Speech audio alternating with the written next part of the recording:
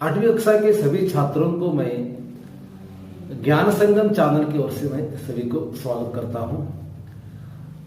प्यारे बच्चों, मैं आप प्रार्थना इस कविता में रहने वाले जो भी व्याकरण हो सकता है, जो विस्तृत जानकारी हो सकता है, आपके साथ मैं शेयर करना चाहता हूं। इस घटक में आए हुए सभी विचारों को आपके सामने प्रस्तुत करना मैं चाहता हूं। तो इस कविता जो मैं कवि ने जो अच्छे काम करने के लिए और अच्छाई पर विचार करने के लिए कवि कह रहा है, साथ ही साथ मिलजुल कर रहने का बात भी यहाँ कवि कह रहे हैं। और जो भी हम बुरी घटनाएं हमारे जीवन में घटी है, इन सभी घटनाओं को विसरने की बात भी कह रहा है और सभी छोटे बड़े को जो एकत्रित होकर, छोटे बड़े सभी एकत्रित होकर आगे बढ़ने की बात भी यहाँ कवि कह रहा है। साथ ही साथ अपने देश के लिए, अपने मातृभूमि के लिए, अपने जान को भी देने के लिए या अपने जीव को त्याग देने के लिए भी यह बात यहाँ कह रहे हैं। अंत में कवि एकजुट होकर सद्भाव के साथ रहने का और अपने देश के लिए अभिमान रखने का बात यहाँ इस कविता में कवि कह रहा है। तो सीधा मैं अपने लैपटॉप की स्क्रीन पर आपको ले चलता हूं, वहां इस कविता में आए हुए सभी विचारों को आपके सामने प्रस्तुत करता हूं। इस कविता को अंत तक जरूर देखिए, आपको इस कविता से या इस वीडियो से आपको बहुत लाभकारी हो सकता है।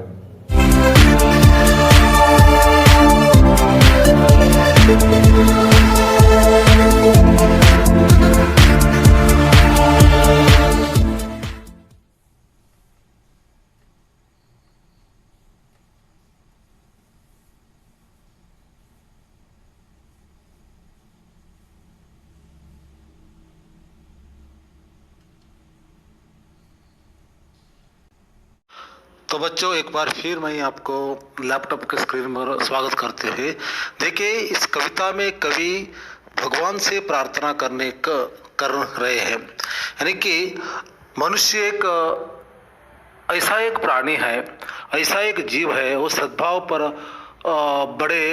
सद्भाव का बड़ा प्रधान स्थान रखता है।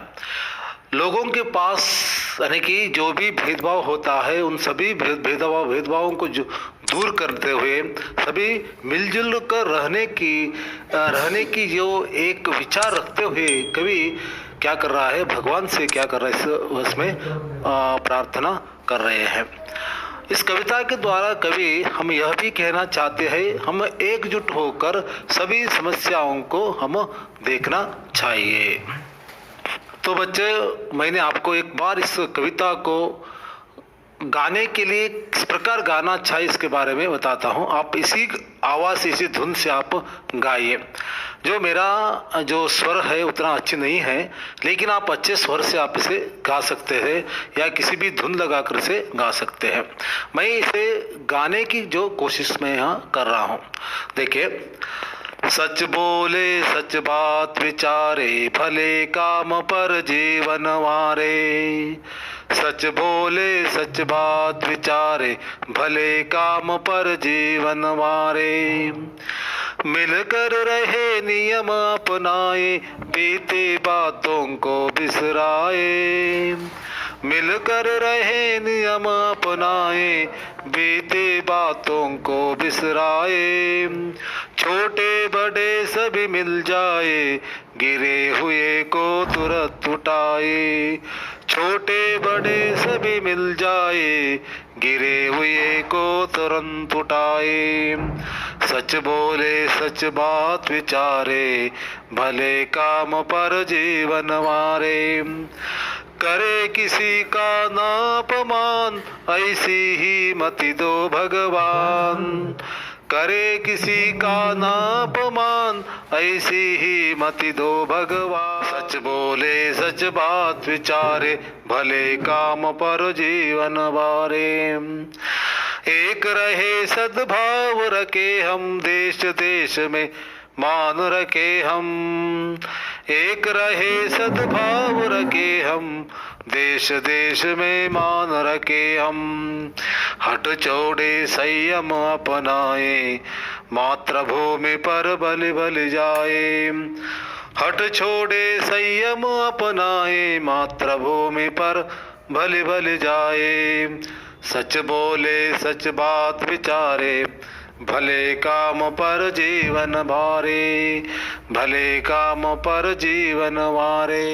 तो बच्चों आप इसी प्रकार से क्या कर सकते हैं, आप गा सकते हैं। तो आगे जाएंगे हम। तो इस कविता में मैंने इस कविता में कवि की जो विचार क्या है, साथ ही साथ मैंने कवि इस कविता के द्वारा क्या कहना चाहता है, उसी के साथ इस कविता में आए हुए हर जो शब्दों का अर्थ को मैंने बताया है। इसमें आने वाला हर ವ್ಯಾಕರಣ उसको भी आपके सामने प्रस्तुत किया है। ನೋಡಿ ಮಕ್ಕಳೇ, ಇವೆಲ್ಲ ಈ ಒಂದು ಕವಿತೆಯಲ್ಲಿ ಬಂದಂಥ ಎಲ್ಲ ಮುಖ್ಯ ಅಂಶಗಳನ್ನು ಜೊತೆಗೆ ಇದರಲ್ಲಿ ವ್ಯಾಕರಣ ಅಂಶಗಳನ್ನು ಸಹ ನಾನು ನಿಮ್ಮ ಮುಂದೆ ಇಡ್ತಾ ಇದ್ದೇನೆ, ಶಬ್ದಾರ್ಥಗಳನ್ನು ನಾನು ನಿಮ್ಮ ಮುಂದೆ ಹೇಳ್ತಾ ಇದ್ದೇನೆ। ಅದಕ್ಕಾಗಿ ಧ್ಯಾನಪೂರ್ವಕವಾಗಿ ಇದನ್ನು ಈ ಪದ್ಯವನ್ನು ಕೊನೆಯ ತನಕ ಸಹ ನೋಡಿ। देखिए, सच बोले सच बात विचारे, सच बोले बोले इसका अर्थ क्या है, सच इसका अर्थ क्या है, सच इसका अर्थ होता है क्या है, सत्य। सत्य ಅಂದ್ರೆ ಏನು, ಸತ್ಯ। ಇದರ ಒಂದು ವಿರುದ್ಧ ಪದ ಏನು, ವಿರುದ್ಧ ಪದ ಏನು, झूठ। ಇದರ ವಿರುದ್ಧ ಪದ ಏನು, झूठ। सच बोले ಅಂದ್ರೆ ಸತ್ಯವನ್ನೇ ಮಾತನಾಡು। सच बात विचारे, बात विचारना, विचारना इसका अर्थ क्या है, विचारना इसका अर्थ होता है कि याद करना। ಅಂದ್ರೆ ಸತ್ಯವನ್ನೇ ಮಾತನಾಡು ಮತ್ತು ಸತ್ಯದ ಬಗ್ಗೆ ವಿಚಾರ ಅಥವಾ ಯೋಚನೆ ಮಾಡ್ತಾ ಇರು ಎಂಬ ಅರ್ಥದಲ್ಲಿ ಕವಿಲಿ ಹೇಳಿದ್ದಾನೆ। ಅದರ ಜೊತೆಗೆ ಭಲೆ ಕಾಮ ಪರ ಜೀವನವಾರೆ, ಫಲ ಫಲ ಅಂದ್ರೇನು, ಒಳ್ಳೆಯ ಕೆಲಸ। ಫಲ ಅಂದ್ರೇನು, ಒಳ್ಳೆ ಫಲ ಕಾಮ್, ಭಲೆ ಕಾಮ್ ಅಂದ್ರೇನು, ಒಳ್ಳೆಯ ಕೆಲಸ। ಫಲ ಅಂದ್ರೆ ಅಚ್ಚ, ಫಲ ಅಂದ್ರೆ ಇದು ಅರ್ಥ ಅಚ್ಚ। ಭಲೆ ಕಾಮ ಪರ್ ಜೀವನವಾರೆ, ಒಳ್ಳೆಯ ಕೆಲಸಕ್ಕಾಗಿ ನಿನ್ನ ಜೀವನವನ್ನು ತ್ಯಾಗ ಮಾಡು, ಅಂದ್ರೆ ಒಳಿತನ್ನೇ ಮಾಡು ಎಂಬ ಅರ್ಥವನ್ನು ಇಲ್ಲಿ ಕವಿ ಹೇಳ್ತಾ ಇದ್ದಾನೆ। ಇದಕ್ಕೆ ನಿಮ್ಗೆ ಇದು ಗೊತ್ತಿರಬೇಕು। ಹಾಗೆ ಮಿಲ್ಜುಲ್ ಕರ್ ರಹೆ ನಿಯಮ ಅಪನಾಯೆ, ಮಿಲ್ಜುಲ್ ಕರ್ ರಹೆ, ಮಿಲ್ಜುಲ್ ಕರ್ ರಹೆ ಅಂದ್ರೆ, ಮಿಲ್ಜುಲ್ ಕರ್ ಅಂದ್ರೇನು, ಕೂಡಿಕೊಂಡು। ಮಿಲ್ಜುಲ್ ಕರ್ ಅಂದ್ರೇನು, ಕೂಡಿಕೊಂಡು ಇರು। ಜೊತೆಗೆ ನೋಡಿ, ಪ್ರತಿಯೊಬ್ಬರಿಗೂ ತಮ್ಮ ಜೀವನದಲ್ಲಿ ತನ್ನದೇ ಆದ ಕೆಲವೊಂದು ನಿಯಮಗಳು ಇರ್ತದೆ। ಆ ಎಲ್ಲ ನಿಯಮಗಳನ್ನು ಏನು ಮಾಡಬೇಕು, ನಾವು ನಮ್ಮದಾಗಿಸ್ಕೊಳ್ಳೋದು ನಮ್ಮ ಜೀವನದಲ್ಲಿ ಅಳವಡಿಸಿಕೊಳ್ಬೇಕಂತ ಕವಿಯಲ್ಲಿ ಹೇಳ್ತಾ ಇದ್ದಾನೆ। ಅದಕ್ಕೆ मिलजुल कर रहना चाहिए और जो जीवन में जो भी नियम होता है उन सभी नियमों को आप क्या करना चाहिए, अपनाना चाहिए। देखिए यहाँ अपना इसका जो विलोम शब्द क्या है, जो अपना इसका विलोम शब्द क्या है, अपना इसका विलोम शब्द क्या है, पराया। आपको याद रखना चाहिए। इन सभी शब्दों को आप अपने कॉपी में लिख के रखना चाहिए। उसके साथ साथ देखिए, बीती बातों को बिसराए। बीತಿ ಅಂದ್ರೇನು, ಕಳೆದು ಹೋದಂತಹ ಅಥವಾ ನಡೆದು ಹೋದಂತಹ ಯಾವ ಘಟನೆ ಹಿಂದೆ ನಡೆದು ಹೋಗಿರ್ತದೋ ಅದು ಆ ಘಟನೆಗಳನ್ನು ನಾವು ಭೀತಿ ಅಂತ, ಬಾತ್ ಅಂದ್ರೆ ಘಟನೆ ಎಂಬ ಅರ್ಥದಲ್ಲಿ ಬರ್ತಿಲ್ಲ, ಇಲ್ಲಿ ಮಾತು ಎಂಬ ಅರ್ಥದಲ್ಲಿ ಇಲ್ಲಿ ಬಂದಿಲ್ಲ, ಘಟನೆ ಎಂಬ ಅರ್ಥದಲ್ಲಿ ಬಂದಿದೆ। ಭೀತಿ ಬಾತ್ ಅಂದ್ರೆ ಏನು, ನಡೆದು ಹೋದಂತ ಘಟನೆ ಎನ್ನು ಬಿಸ್ರಾಯ್, ಅದು ಕೆಟ್ಟದನ್ನಿರೋದು ಅಥವಾ ಒಳ್ಳೆಯದನ್ನೇ ಇರಲಿ, ಆದ್ರೆ ಅದನ್ನು ಮರೆಯಬೇಕು ಅಂತ ಹೇಳ್ತಾ ಇದ್ದಾನೆ। ಮರಿಬೇಕು ಯಾಕೆ ಹೇಳ್ತಾ ಇದ್ದಾನೆ ಕವಿ, ಅದರಲ್ಲಿದ್ದಂತಹ ಆ ಘಟನೆಗಳಿಂದ ನೀವು ಒಂದು ಉತ್ತಮವಾದಂತಹ ಅಂಶಗಳನ್ನು ಜೀವನದಲ್ಲಿ ಅಳವಡಿಸಿಕೊಂಡು ಆ ಘಟನೆಗಳನ್ನು ನೀವು ಮರಿಬೇಕು ಅಂತ ಹೇಳ್ತಾರೆ। बिसराना अंद्रेनो मरीबेको। देखिए, जो भी घटना हमारे जीवन में घटता है, इन सभी घटनाओं को आप क्या करना चाहिए, उनसे अच्छे अंशों को आप अपने जीवन में लेकर उसे बिसराना चाहिए, मरेबेको। छोटे बड़े सभी मिल जाए, छोटे बड़े सभी मिल जाए। छोटे की जो छोटे ವ್ಯಕ್ತಿ भी हो सकता है या बड़े ವ್ಯಕ್ತಿ ಅಂದ್ರೆ ಸಣ್ಣವರು ಇರಬಹುದು ದೊಡ್ಡವರು ಇರಬಹುದು, ಎಲ್ಲರೂ ಮಿಲ್ ಜಾಯ್ ಕೂಡಬೇಕು, ಕೂಡಿಕೊಂಡಿರಬೇಕು। ಅವರು ದೊಡ್ಡವರು ಇರ್ಬೋದು, ಸಣ್ಣವ್ರು ಬೇಕಾದ್ರೆ ಇರಬಹುದು। ಗಿರೇ ಹುಯೇ ಕೋ ತುರತ್ ಉಠಾಯೆ, ಗಿರೇ ಹುಯೇ ಬಿದ್ದಂತ, ಇಲ್ಲಿ ನೀವು ಆಟ ಆಡ್ತಾ ಇದ್ದಲ್ಲಿ ಅಥವಾ ಬೇರೆ ಯಾವುದೇ ಕೆಲಸದಲ್ಲಿ ಇರ್ಬೋದು, ಬಿದ್ದಂಥ ವ್ಯಕ್ತಿಗಳನ್ನು ನಾವು ಕೂಡಲೇ ಏಳಿಸಬೇಕು, ಅವರನ್ನು ಎಬ್ಬಿಸಿ ಅವರ ವಿಚಾರವನ್ನು ಮಾಡಬೇಕು ಎಂಬುದನ್ನು ಕವಿ ಹೇಳ್ತಾ ಇದ್ದಾನೆ। ಜೊತೆಗೆ ಇದು ಮತ್ತೊಂದು ಅರ್ಥ ಏನು ಕೊಡ್ತದೆ ಅಂದರೆ, ಈ ನಮ್ಮ ಸಮಾಜದಲ್ಲಿ ಬಹಳ ಕನಿಷ್ಠ ವ್ಯಕ್ತಿಗಳು ಅಥವಾ ಆರ್ಥಿಕವಾಗಿರ್ಬೋದು, ಸಾಮಾಜಿಕವಾಗಿ ಇರ್ಬೋದು, ಆ ರೀತಿಯಾಗಿ ಬಹಳ ಕನಿಷ್ಠವಾದಂಥ ವ್ಯಕ್ತಿಗಳಿಗೆ ನಾವು ಏನು ಮಾಡಬೇಕು, ಅವರನ್ನು ಮೇಲೆತ್ತಲಿಕ್ಕೆ ಪ್ರಯತ್ನ ಮಾಡಬೇಕು ಎಂಬುದನ್ನು ಸಹ ಇಲ್ಲಿ ಕವಿ ಹೇಳ್ತಾ ಇದ್ದಾನೆ. ತುರತ್ ಅಂದ್ರೇನು, ಕೂಡಲೇ ಬಿದ್ದಂಥ ವ್ಯಕ್ತಿಗಳನ್ನು ಕೂಡಲೇ ನಾವೇನು ಮಾಡಬೇಕು, ಏಳಿಸಬೇಕು. जो लोग गिरते हैं उन लोगों का जो तुरंत क्या करना चाहिए, उठाना चाहिए. तुरंत इसका अर्थ है तुरंत. तुरंत अंद्रेನು ಇಲ್ಲಿ ಕೂಡಲೇ. करे किसी का न अपमान. देखिए ये तो बहुत अच्छी बात है कि हमारा जीवन में हम इस बात को हम अपनाना चाहिए. क्यों अपनाना चाहिए? जो अपमान करना किसी के लिए अच्छी जो जीवनी नहीं दे सकती है.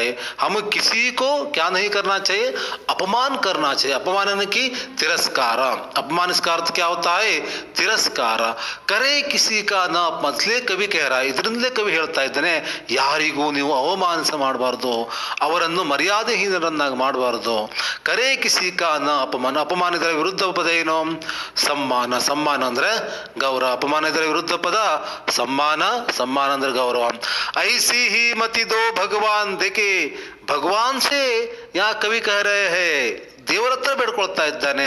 ಅಂದ್ರೆ ಬೇರೆಯವರಿಗೆ ಒಳಿತನ್ನು ಮಾಡುವಂತಹ, ಬೇರೆಯವರಿಗೆ ಗೌರವವನ್ನು ಸೂಚಿಸುವಂತಹ ಒಂದು ಬುದ್ಧಿ, ಜೊತೆಗೆ ಇತರರನ್ನು ಬಿದ್ದಂಥ ವ್ಯಕ್ತಿಗಳನ್ನು ಕೂಡಲೇ ಏಳಿಸುವಂತಹ, ಸಣ್ಣವರು ದೊಡ್ಡವರಿಗೆ ಕೂಡಿಸುವಂತಹ ಒಂದು ಉತ್ತಮವಾದಂಥ ಗುಣಗಳನ್ನು ನಮಗೆ ಕೊಡುವಂಥ ಬುದ್ಧಿಯನ್ನು ಕೊಡುವಂಥ ಇಲ್ಲಿ ಕವಿ ಏನು ಮಾಡ್ತಾ ಇದ್ದಾನೆ, ಯಾರಲ್ಲಿ ಕೇಳ್ಕೊಳ್ತಾ ಇದ್ದಾನೆ, ಇಲ್ಲಿ ಭಗವಂತನಲ್ಲಿ ಅಥವಾ ದೇವರಲ್ಲಿ ಕೇಳ್ಕೊಳ್ತಾ ಇದ್ದಾನೆ. ದೇಕೆ ಹಾಗೆ ಬಚ್ಚು, ಏಕ ರಹೇ ಸದ್ಭಾವ ರಕೆ ಹಮ್. ಏಕ ರಹೇ ಸದ್ಭಾವ ರಕೆ ಹಮ್. एक रहे सद्भाव रखे हम. देश देश में मान रखे हम. एक रहे एकजुट कर रखना चाहिए. ಒಂದು ಗೂಡಿ ಇರಬೇಕು. ಮತ್ತು ಸದ್ಭಾವ. ಸದ್ಭಾವ इसका अर्थ होता है ಒಳ್ಳೆಯ ಭಾವನೆ, ಒಂದು ಅತ್ಯುನ್ನತವಾದಂಥ ಭಾವನೆಗಳನ್ನು ನಾವು ನಮ್ಮ ಜೀವನದಲ್ಲಿ ಇಟ್ಕೊಳ್ಬೇಕು. एक रहे हम एक रहना चाहिए, एकजुट होकर रहना चाहिए. साथ ही साथ हम अच्छी भावनाओं को, अच्छे कर्मों को हम अपने पास रखना चाहिए. देश देश में मान रखे हम. मान की ಅಭಿಮಾನ. अपने देश पर हम मान रखना चाहिए. ನಮ್ಮ ದೇಶದ ಮೇಲೆ ನಾವೇನು ಮಾಡಬೇಕು, ಗೌರವ ಕೊಡಬೇಕು, ಅಭಿಮಾನದಿಂದ ಇರಬೇಕು. हम देश देश में मान रखे हैं. एक और कवि कह रहा है कि हम एकजुट होकर सद्भाव को अपनाना चाहिए. दूसरी ओर कवि कह रहा है कि हमारे देश के ऊपर हम ಅಭಿಮಾನ रखना चाहिए. ನಮ್ಮ ದೇಶದ ಮೇಲೆ ನಾವೇನು ಮಾಡಬೇಕು, ಅಭಿಮಾನವನ್ನು ಇಟ್ಕೊಳ್ಬೇಕು. ಇಲ್ಲಿ ದೇಶ ಇದರ ವಿರುದ್ಧ ಪದ ಪರದೇಶ. ದೇಶ ಇದರ ವಿರುದ್ಧ ಪದ ಏನಾಗ್ತದೆ ಅಂದ್ರೆ ಇಲ್ಲಿ ಪರದೇಶ ಅಂತ ಬರ್ತದೆ. ನಿಮ್ಗೆ ಇದು ಗೊತ್ತಿದೆ, ಪರ ದೇಶ. ಚಂದ ಮಾಡೋಲ್ಲಿ ಬರ್ಕೊಳ್ಬಹುದು. देश इसका विलोम शब्द क्या है, देश परदेश. आगे देखिए, हट छोड़े संयम अपनाए. ಸಂಯಮ ಅಪನಾನ. ಅಪನಾನ ಅಂದ್ರೆ ತನ್ನದಾಗಿಸಿಕೊಳ್ಳೋದು, ನಮ್ಮನ್ನು ನಾವು ಅದನ್ನು ತೊಡಗಿಸ್ಕೊಳ್ಳೋದು. देखिए हट छोड़े, जो भी काम करते वक्त हम क्या करते हैं, हमारे पास एक हट होता है. जो अच्छाई के लिए जो हट होता है वो अच्छी जो संगत बनाती है. लेकिन बुराई के लिए हट होता है जो हमारा जीवन को क्या करता है, वो बर्बादी की ओर ले जाता है. इसलिए जो बुरी हट को हम क्या करना चाहिए, हम छोड़ देना चाहिए. ಹಠವನ್ನು ಬಿಡಬೇಕು. ಸಂಯಮ. ಸಂಯಮ ಅಂದರೆ ಯಾವುದೇ ಕೆಲಸವನ್ನು ಆಗದೇ ಇದ್ದಾಗ ನಾವು ನಮ್ಮ ಆ ಒಂದು ಸಂಯಮವನ್ನು ಕಳೆದುಕೊಳ್ಳಬಾರದು. ನಾವು ಏಕಾಗ್ರಚಿತ್ತರಾಗಿ ಆಗುವವರೆಗೆ ಅದನ್ನು ನಾವೇನು ಮಾಡಬೇಕು, ಅದನ್ನು ನೋಡ್ತಾ ಇರಬೇಕು, ಅಥವಾ ಅದರ ಆ ಒಂದು ಸಮಯಕ್ಕಾಗಿ ನಾವು ಕಾಯಬೇಕು ಅಂತ ಇಲ್ಲಿ ಕವಿ ಹೇಳ್ತಾ ಇದ್ದಾನೆ. ಇಷ್ಟೇ ಹಠ ಛೋಡೆ ಸಂಯಮ. ಸಂಯಮಕ್ಕೂ ಅಪನಾನ ಚಾಯಿ.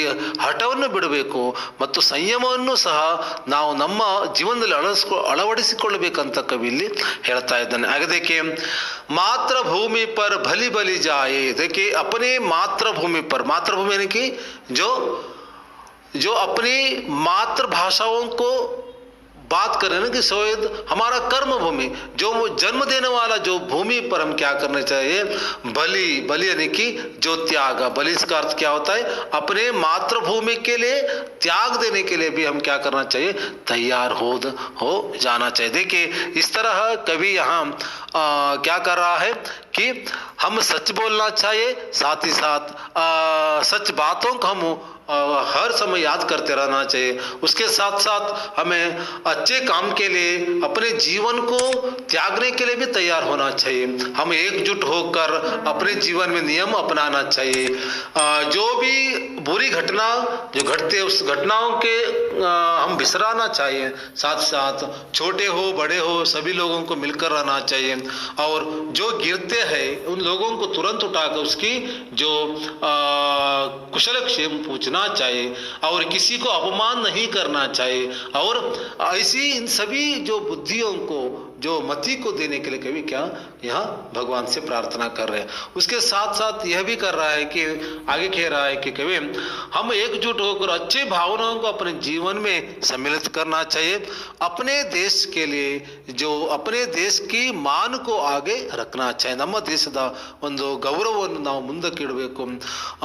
उसके साथ साथ ನಾವು ಆ ಕೆಟ್ಟ ಒಂದು ಹಠವನ್ನು ಬಿಟ್ಟು ನಾವು ಏಕಾಗ್ರತೆಯನ್ನು ಅಥವಾ ಸಂಯಮವನ್ನು ನಾವು ನಮ್ಮ ಜೀವನದಲ್ಲಿ ಅಳವಡಿಸಿಕೊಳ್ಳಬೇಕು, ಮತ್ತು ನಮ್ಮ ಮಾತೃಭೂಮಿಗಾಗಿ ಅಥವಾ ನಮ್ಮ ಒಂದು ಜನ್ಮವನ್ನು ಕೊಟ್ಟಂತ ಜನ್ಮ ಭೂಮಿಗಾಗಿ ನಾವು ಯಾವಾಗಲೂ ನಮ್ಮ ಜೀವನವನ್ನು ತ್ಯಾಗ ಮಾಡಲಿಕ್ಕೆ ಸಿದ್ಧರಾಗಬೇಕಂತ ಇಲ್ಲಿ ಕವಿ ಹೇಳ್ತಾ ಈ ಒಂದು ಪಾಠದಲ್ಲಿ ಈ ಒಂದು ಕವಿತೆಯಲ್ಲಿ ಇಲ್ಲಿ कवि ಹೇಳ್ತಾ ಇದ್ದಾನೆ। इसलिए तो बच्चों इस कविता में जो भी विचार आ चुका है इन सभी विचारों को आपके सामने मैंने प्रस्तुत किया हूँ।